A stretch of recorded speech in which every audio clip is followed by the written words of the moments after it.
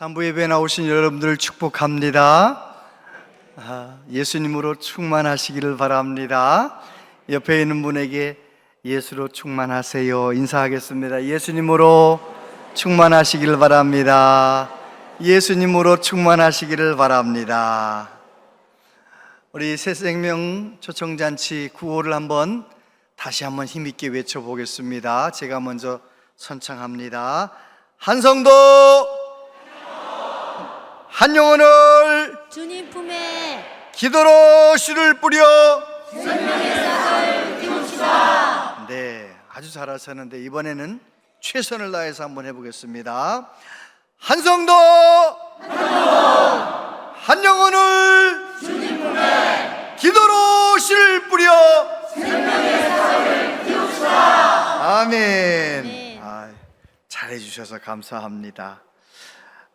이번 새생명 초청잔치에 새 가족을 초청해서 만약에 누군가가 나 때문에 전도를 받고 예수님 믿었다 그러면 내 신앙생활이 새로워져요. 그 한 분 때문에 내 교회 생활이 새로워집니다. 그런 은혜가 우리 모두에게 있게 되기를 바랍니다.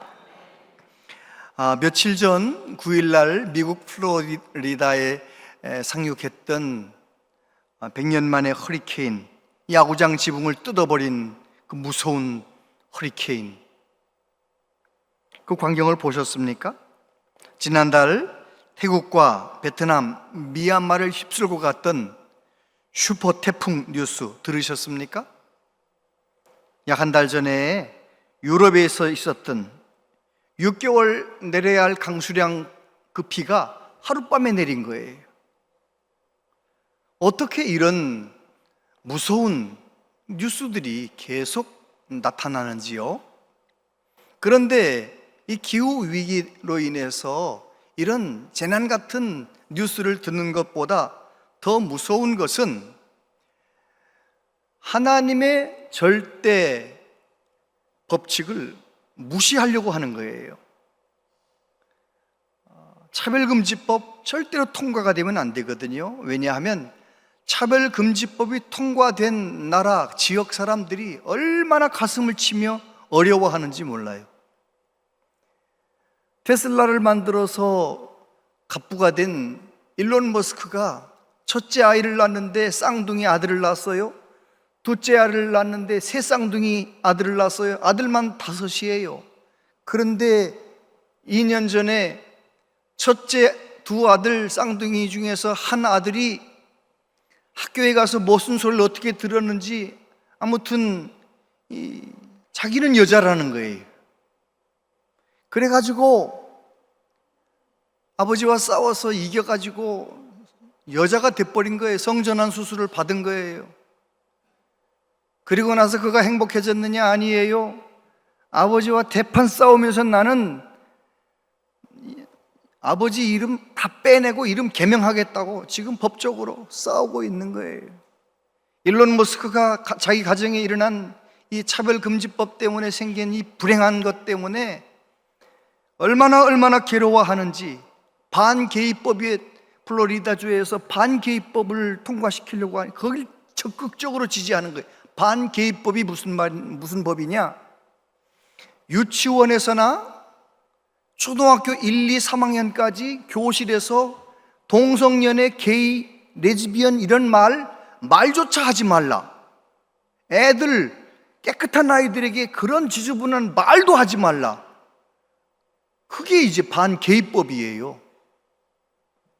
다시 말해서 반게이법이 만들어져야 하는 이유가 뭡니까? 이미 차별금지법이 통과된 지역, 차별금지법이 통과된 나라 모든 학교에서는 뭘 가르치는 거예요?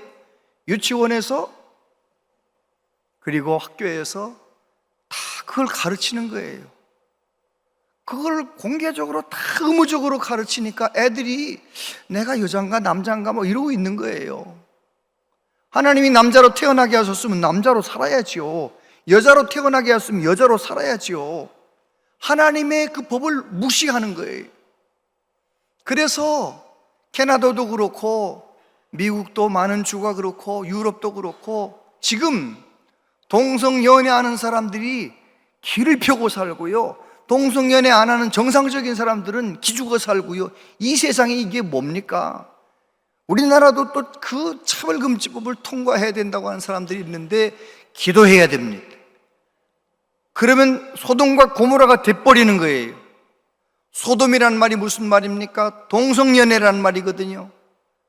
소돔이 왜 불로 심판받았습니까? 동성연애 하니까요. 동성연애 하니까. 하나님은 싫어하시는 거예요. 하나님의 주신 법칙을 따라 행복하게 살기를 원하시는데 지금 사람들은 욕심껏 살다가 지구가 병들어 있고 사람들은 자기의 쾌락을 따라 살다가 지금 윤리 도덕이 무너지고 있습니다. 그래서 이 세상이 점점 멸망의 길을 걸어가는 것이죠. 그래서 예수님 믿는 사람이나 안 믿는 사람이나 세상 돌아가는 모습을 보면서 종말이다라고 다 생각하는 거예요. 종말은 멀었다 이 생각하는 것이 종말이 가까워 왔구나. 여러분, 예수님 믿는 사람에게 있어서의 종말과 예수님 안 믿는 사람에게 종말은 전혀 다릅니다. 예수님 안 믿는 사람에게 종말은 무엇입니까? 대재앙입니다. 멸망입니다. 끝장나는 거예요. 지옥 가는 거예요. 그런데 우리 예수님 믿는 우리에게 종말은 무엇입니까? 예수님 다시 오셔서 신랑 되신 예수님 다시 오셔서 구원이 완성이 되는 거예요. 아멘 좀 해보십시오. 구원이 완성, 예수님 다시 오시면 구원이 완성되는 거예요. 저와 여러분은 성경 말씀에 보면 부활하신 예수님 영광스러운 몸으로 제자들에게 나타나셨었는데 저와 여러분도 영광스러운 몸으로 부활하여 주님과 함께 천국에서 영원히 새하늘과 새 땅에서 영원히 잔치 축제가 시작되는 거예요. 그거 믿으십니까? 예수 믿는 사람의 종말과 예수님 믿지 않는 사람의 종말은 달라요. 예수님 믿지 않는 사람들은 종말의 뉴스가 막 나오면 두려운 거예요. 큰일 났다, 큰일 났다. 우리 예수 믿는 사람들은 2000년 전에 예수님 말씀하셨듯이 난리와 난리의 소문이 듣게 될 거다라고 말씀하셨는데 난리와 난리의 소문을 들을 때마다 무슨 생각하는 거예요? 주님이 이제나 오시나 저제나 오시나 마라나타 주여 어서 오시옵소서. 기대가 되는 거죠. 저와 여러분들이 영적으로 깨어 있어서 종말이 기대가 되는 은혜가 있길 바랍니다. 할렐루야. 예수님께 제자들이 여쭤봤어요. 마지막 때에 대해서 말씀하시니까 마지막 때에는 어떤 징조가 일어납니까? 그때 예수님이 첫 번째로 하신 말씀이 무슨 말씀이냐? 사람에게 미혹받지 않도록 주의하라. 마지막 때가 되면 너도 나도 자기가 하나님이래. 자기가 재림 예수님이래. 여러분, 성경 말씀에 보면 재림 예수님, 다시 오시는 예수님은 어떻게 오신다고 했어요? 사도행전에 보면 구름 타고 모든 사람이 볼 수 있도록 구름 타고 오신다고 말씀하셨어요. 그런데 자기가 이 세상에서 태어나 놓고 호족도 있는 사람이 어떻게 자기가 재림 예수라고 하느냐 말이죠. 어떻게 자기가 하나님이라고. 그러니까 출생신고한 사람들 장길자, 문선명, 이만희 다 아니에요. 다 가짜들이에요. 자기 혼자 그렇게 말하는 거고 아무리 수십만 명이 따라다녀도 아닌 건 아닌 거예요. 성경 말씀대로지요. 여러분, 그런데 정말 안타까운 것은 원양 시장에 가서 보면 누가 열심히 전도하던가요? 안 가보셨어요?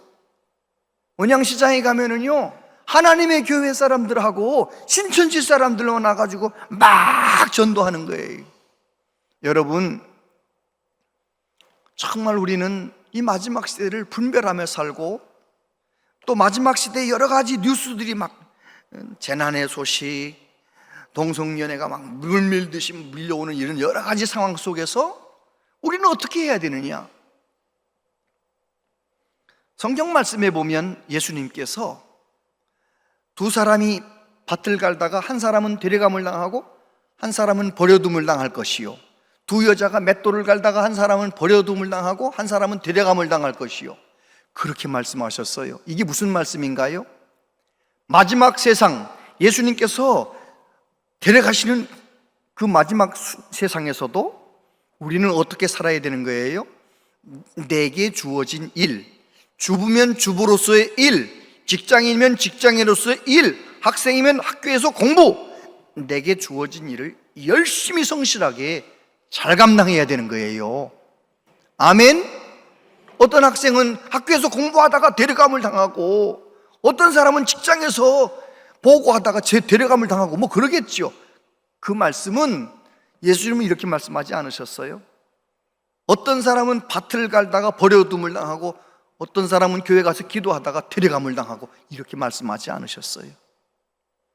우리에게 주어진 일, 내게 주어진 일이 어떤 일이든지 간에 종말의 뉴스가 많이 나오면 나올수록 내게 주어진 일에 더 충성하는, 충실하게 하며 살아가는 우리 모두 되시기를 바랍니다. 사도 바울 데살로니가 교회 성도들을 야단치잖아요. 왜요? 예수님 재림하실 거니까 뭐 열심히 일하면 뭐 하냐, 아니라는 거예요. 일하기 싫거든 먹지도 말라 하면서 내게 주어진 일 열심히 하라고 말씀하셨어요.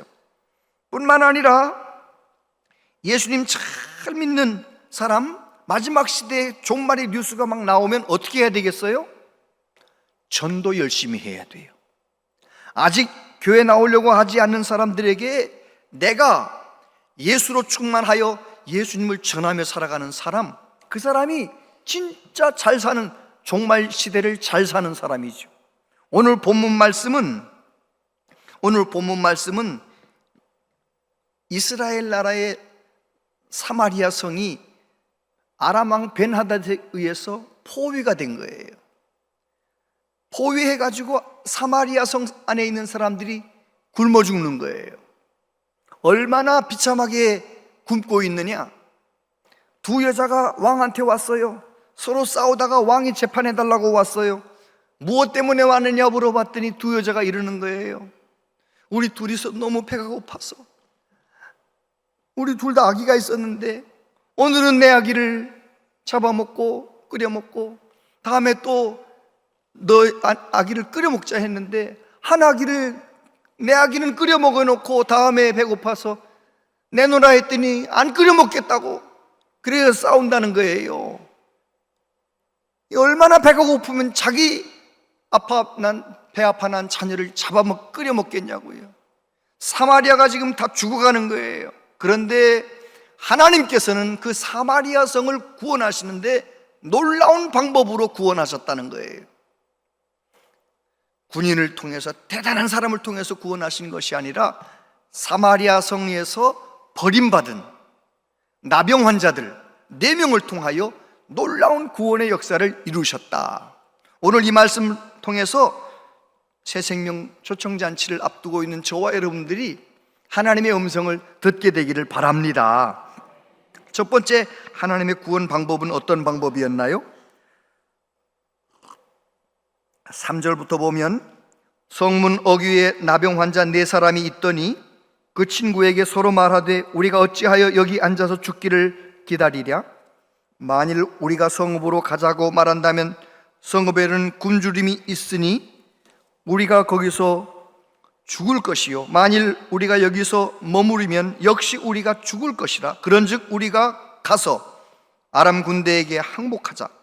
그들이 우리를 살려두면 살 것이요 우리를 죽이면 죽을 것이라 하고 아람 진으로 가려 하여 해질 무렵에 일어나 아람 진영 끝에 이르러서 본즉 그곳에 한 사람도 없으니 이는 주께서 아람 군대로 병거 소리와 말소리와 큰 군대의 소리를 듣게 하셨으므로 아람 사람이 서로 말하기를 이스라엘 왕이 우리를 치료하여 햇사람의 왕들과 애굽 왕들에게 값을 주고 그들을 우리에게 오게 하였다 하고 해질 무렵에 일어나서 도망하되 그 장막과 말과 나귀를 버리고 진영을 그대로 두고 목숨을 위하여 도망하였습니다. 여러분, 하나님의 방법, 구원하시는 방법이 놀라웠어요. 4명의 나병 환자들이 사마리아 성에서 사람들이 음식을 갖다 줘야 먹는데 음식을 안 갖다 주니까요, 사마리아 성 사람들도 굶어 죽는데 어떻게 나병 환자들을 챙기겠어요? 나병 환자들이 생각하는 것입니다. 사마리아 성에 가서 음식을 달라 해도 우리는 거기서 먹을 게 없어 죽을 것이고, 여기 앉아 있어도 죽을 것이니까 우리 아람의 지형에 가서 항복하자. 살려두면 살고 죽으면 죽으리라. 그래가지고 아람 진영으로 가봤더니 어떻게 됐다고요? 어두워지는 저녁 무렵에 갔는데 가보니까 사람이 하나도 없어요. 모두 다 말과 나귀는 남겨두고 장막은 그대로 남겨두고 저녁 먹다 도망쳤는지 사람들이 다 도망쳤어요. 없어요. 근데 그 이유가 뭐라고요? 6절에 보니까 주님께서 아람 군대로 병거 소리와 말소리와 큰 군대의 소리를 듣게 하셨다는 거예요. 나병 환자들의 발걸음 소리가, 굶어 죽어가는 사람들이 발걸음 소리가 크면 얼마나 크겠어요? 그런데 우리 하나님은 그렇게 역사하시는 거예요. 이사야서 55장 8절로 9절 같이 한번 읽어보세요. 시작. 내 생각이 너희의 생각과 다르며 내 길은 너희의 길과 다름이니라. 여호와의 말씀이니라. 이는 하늘이 땅보다 높음 같이 내 길은 너희 길보다 높으며 내 생각은 너희 생각보다 높음이니라. 사마리아를 구원하시는 하나님의 방법이 사람들이 상상하지도 못하는 방법으로 사마리아 성 사람들을 구원해내시는 거예요. 여러분, 하나님께서 야곱의 가족 그리고 근동 사람들 기근이 있을 때 누구를 통해 구원하시나요? 형들의 미움을 팔아 애굽에 팔려간 요셉이라고 하는 청년을 통해서 하나님이 구원하시는 거예요. 여러분, 베세다 광야에서 예수님이 행하시는 기적을 바라보며 배고픈 줄 모르고 하루 종일 있던 그 배고픈 사람들 누구의 손길을 통하여 다 배부르게 먹게 만드시나요? 우리 예수님께서 조그만 아이의 도시락, 친구들하고 노느라고 정신 팔려서 점심때 안 먹고 남겨둔 도시락 5병 이어가지고 그 많은 사람들을 다 배불리 먹게 만드신 우리 예수님. 여러분, 하나님의 방법은 우리의 방법과 다릅니다. 온 인류가 아담의 죄로 말미암아, 아담의 원죄로 말미암아 다 멸망하게 되었는데 하나님께서는 누구도 몰랐지요. 천사도 몰랐지요. 놀라운 방법, 하나님이신 예수님께서 사람의 몸을 입으시고 이 땅에 탄생하게 하셨고, 우리 예수님께서 십자가에서 온 인류의 죄를 짊어지시고 대신 대속짐을 되어 죽게 하셨어요. 그 예수님의 보혈, 예수님의 십자가를 믿는 사람들마다 누구든지 죄사함 받고 구원받게 만드신 하나님의 놀라운 방법, 할렐루야. 하나님은 놀라운 방법으로 우리에게 구원의 길을 열어주신 것입니다. 두 번째, 구원의 날에 나 환자들이 어떻게 행동했습니까? 8절에 보면 그 나병 환자들이 진영 끝에 이르자 한 장막에 들어가서 먹고 마시고 거기서 은과 금과 의복을 가지고 가서 감추고 다시 와서 다른 장막에 들어가 거기서도 가지고 가서 감추니라. 나병 환자들은 상상하지도 못하는 현실을 보게 된 거잖아요. 군대에게 항복하려고 갔는데 군인이 아무도 없는 거예요. 장막 열어보니까 저녁 먹다가 도망쳤는지 밥상이 차려져 있는 거예요. 며칠 굶었는지도 몰라요. 너무너무 배가 고프니까 흡찍어 먹었겠죠. 나병 환자들이 정신없이 먹었어요. 다음 천막에 가서도 정신없이 먹었어요. 배가 채워지니까 뭐가 보여요? 식욕을 채우고 났더니 뭐가 소유욕이 생기는 거예요. 이야, 금덩어리가 있네, 은덩어리가 있네 해가지고 그거를 갖다가 감췄대요. 이 본문에 보니까 감췄단 말이 몇 번 나와요? 반복해서 나오잖아요. 여러분, 저와 여러분도 마찬가지입니다. 우리도 내가 상상할 수 없는 놀라운 방법으로 예수님 믿고 값없이 하나님의 자녀가 되고 죄사함 받고 천국 백성이 되었음에도 불구하고 우리는 이 세상 살면서 세상 사람들처럼 내 욕심을 따라 살기 쉬워요. 영적으로 깨어있지 않으면 우리도 은과 금을 감추는, 옷을 감추는 그 나병 환자들의 모습하고 똑같이 살아갈 수 있어요. 여러분 영적으로 깨어 있으시게 되기를 바랍니다. 하나님께서 건강을 주셨습니까? 그 건강을 가지고, 물질을 주셨습니까? 그 물질을 가지고 하나님의 뜻을 이루는 데 쓰며 살아야지, 내가 내 것이라고 생각하고 나만을 위해서, 그건 안 되는 거예요. 세 번째, 아름다운 소식을 전하라. 9절부터 보면 나병 환자들이 그 친구에게 서로 말하되 우리가 이렇게 해서는 아니 되겠도다. 오늘은 아름다운 소식이 있는 날이거늘 우리가 침묵하고 있도다. 만일 밝은 아침까지 기다리면 벌이 우리에게 미칠지니 이제 떠나 왕궁에 가서 알리자 하고 가서 성읍 문지기를 불러 그들에게 말하여 이르되 우리가 아람 진에 이르러서 보니 거기에 한 사람도 없고 사람의 소리도 없고 오직 말과 나귀만 매어 있고 장막들이 그대로 있더이다 하는지라. 그가 문지기들을 부르매 그들이 왕궁에 있는 자에게 말하니. 저를 보세요. 식욕을 채웠어요. 막 소유욕을 채우다가 정신없이 은과 금을 감추다가 내 거라고 주장하려고 하다가 한 사람이 정신을 차리고 말합니다. 이렇게 해서는 안 되겠다. 오늘은 아름다운 소식이 있는 날이라.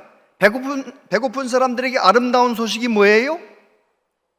수많은 음식이, 장막마다 음식이 있는데 이 아름다운 소식, 우리만 먹고 배부르고 저 사마리아 성에 있는 두려워 떨고 굶어 죽어가는 수많은 우리 동포들에게 알려주지 않으면 이건 우리가 벌받을 짓이지.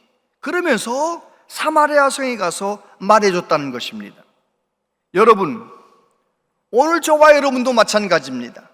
내가 값없이 예수님 믿고 하나님의 자녀가 되었으면 우리는 예수님을 누리고, 예수님으로 인하여 자유를 누리고, 예수님으로 인하여 마음의 평강을 누리고, 그렇게 살면서 나만 혼자 평강을 누리며 살면 안 되는 거예요. 이 아름다운 소식을 어떻게 해야 되는 거예요? 아직 모르는 사람에게 전해줘야 되는 거예요. 사도 바울도 그런 의식을 가지고 복음을 전했습니다. 고린도전서 9장 16절 같이 한번 읽어보세요. 시작. 복음을 전할지라도 자랑할 것이 없음은 내가 부득불 할 일임이라. 만일 복음을 전하지 아니하면 내게 화가 있을 것이로다. 9장 27절도 같이요.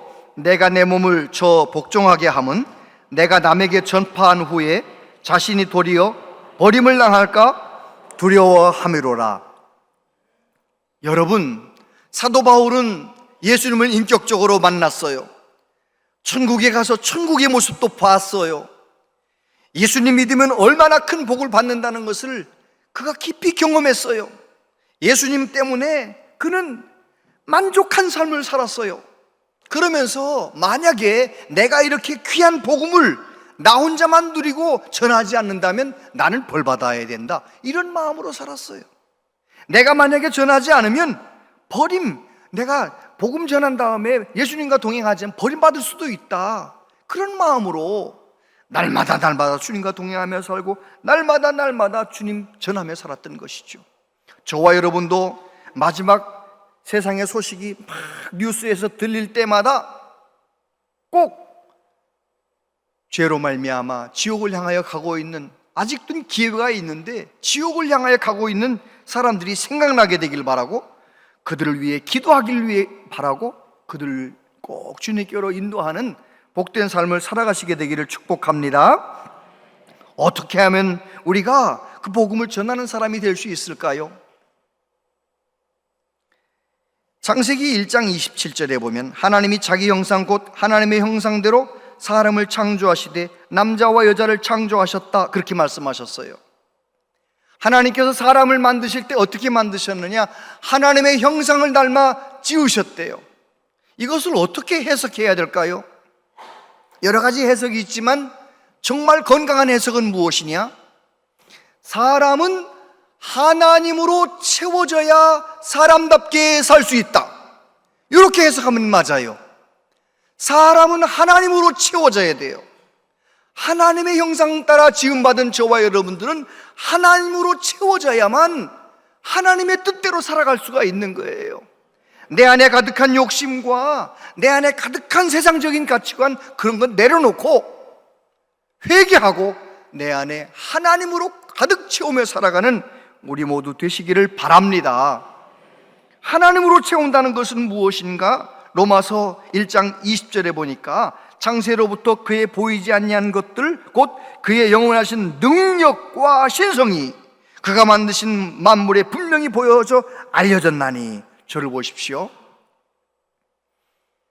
일반 계시라는 것은 하나님이 지으신 모든 만물, 그것을 통해서 하나님의 능력과 하나님의 솜씨, 하나님의 지혜, 하나님의 사랑을 깨닫는 것이 일반 계시예요.